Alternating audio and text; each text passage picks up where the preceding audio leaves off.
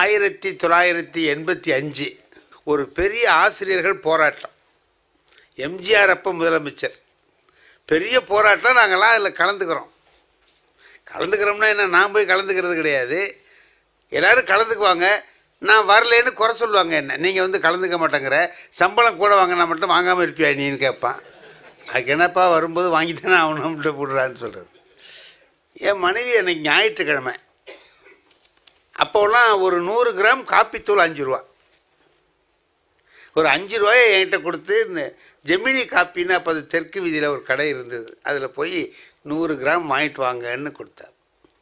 அதை வாங்கிட்டு நான் வந்து அப்போ நான் அரசங்குள தெருவுன்னு ஒரு தெருவில் இருந்தேன். அப்படி வந்து வடக்கு வீதியில் அப்படி திரும்புகிறேன். அங்கே ஒரு கூட்டம் நிற்கிது. 10-15 பேர் ஆசிரியர்களாக நிற்கிறாங்க. அவங்க என்னை பார்த்தோன்னே என்ன சொல்கிறாங்க, வரமாட்டார் நீ இதை வந்துட்டார் பாரு யாருன்னா. நானோ காப்பித்தூள் வாங்க போயிட்டுருக்குறேன். வரமாட்டாருன்னே இதை வந்துட்டார் அப்படின்னா நான் என்னமோ மாட்டிக்கிட்டோம்டான்னு மட்டும் தெரிஞ்சுக்கிட்டேன். என்னமோ இங்கே நடக்குது நமக்கு. எனக்கே தெரியாது அங்கே என்ன நடக்குதுன்னு தெரியாது. அப்புறம் அவங்க சொன்னாங்க ஊர்வலம் போகிறோம் அப்படின்னு. என்னடா இது, ஊர்வலம் போய்யா காப்பித்தூள் வாங்கணும் வேண்டி இல்லையே அப்படின்னு நினச்சிக்கிட்டு, சரி நீங்கள் தான் உங்கள் தலைமையில் இன்றைக்கி ஊர்வலம்ட்டான். ஏன்னா நம்ம போயிடக்கூடாதுங்கிற ஒரு எண்ணத்தில் நீங்கள் தான் கோஷத்தை முதல்ல சொல்லணும். போராடுவோம்னு ஆரம்பிக்க வேண்டியது நீங்கள் தான். வெற்றி பெறுவோம்னு நாங்கள் சொல்லுவோம்னா சரின்னுட்டு நான் போராடுவோம்னு போனேன். சப் இன்ஸ்பெக்டர் வந்தார், தெரிஞ்சவர். இன்றைக்கி எல்லாரையும் கைது பண்ணுறதாக இருக்கிறோம். 144 போட்டிருக்கிறோம். அதை மீறி இப்போ நீங்கள் ஊர்வலம் போய்கிட்டுருக்கீங்க, அரெஸ்ட் பண்ண போகிறோம். உங்களுக்கு இந்த வேலையெல்லாம் வேண்டாம் சார், மெதுவாக அப்படியே போயிடுங்கன்னார். நான் சொன்னேன் இங்கே வந்திருக்கப்படாது. ஆனால் வந்தாச்சு. வந்த பிறகு ஒரு போராட்டத்தில் முந்தி நின்றுட்டு திரும்பி ஓடுறதுங்கிறது அவ்வளவு நல்லது இல்லை. நீங்கள் எது வேணாலும் செய்ய சார், நான் வர்றேன்னு போயிட்டேன். போன மேஜிஸ்ட்ரேட் சொன்னார், ஏன் போங்கய்யா, உங்களுக்கெல்லாம் என்னத்துக்கு அது வேண்டாம், உங்களுக்கெல்லாம் இது ஒத்து வராதியா போங்கன்னார். இல்லை வந்துட்டு போனால் இன்னும் 10 பேர் போவாங்க, போராட்டத்தை இவன் வந்து பலகீனப்படுத்திடுவான்னு திட்டுவாங்க எல்லோரும், வேண்டாம் அப்படின்னு சொல்லிட்டு போயிட்டேன். எத்தனை நாள்? 22 நாள் சிறையில் இருந்தோம்.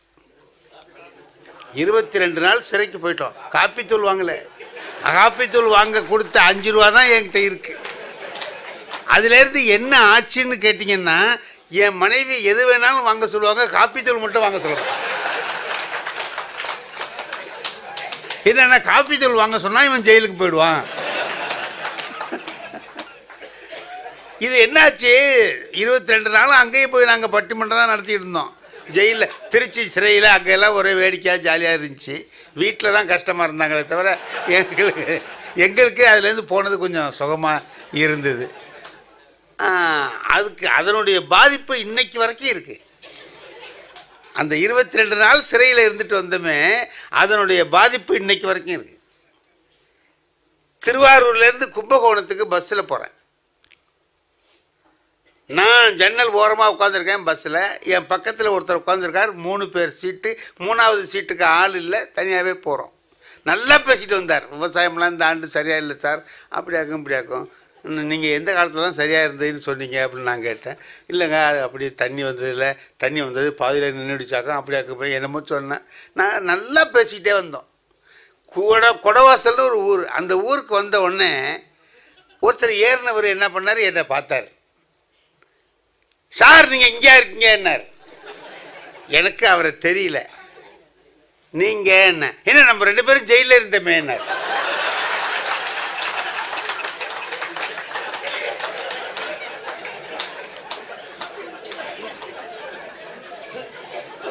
சரி திருச்சியில் இருந்து ஒரு போலர்கிட்ட சரி வாங்க உட்காருங்கன்னு 3வது ஆள் உட்கார வச்சேன். இப்போ நான் ஜன்னல் ஓரமாக இருக்கேன். அடுத்தவர் என் கூட பேசிக்கிட்டே வந்தவர் திருவாரூர்லேருந்து இருக்கிறார். கடைசியில் இன்னொரு ஜெயில் உட்காந்துருக்கிறார். 2 பேர் உட்காந்து 3 பேர். இந்த நடுப்பறை என்கிட்ட பேசிக்கிட்டே வந்தவர் பேச்சு அப்படியே நிறுத்திட்டு இப்படி ஸ்ட்ரைட்டாக உட்காந்தார் சார். பையை பிடிச்சார் இப்படி.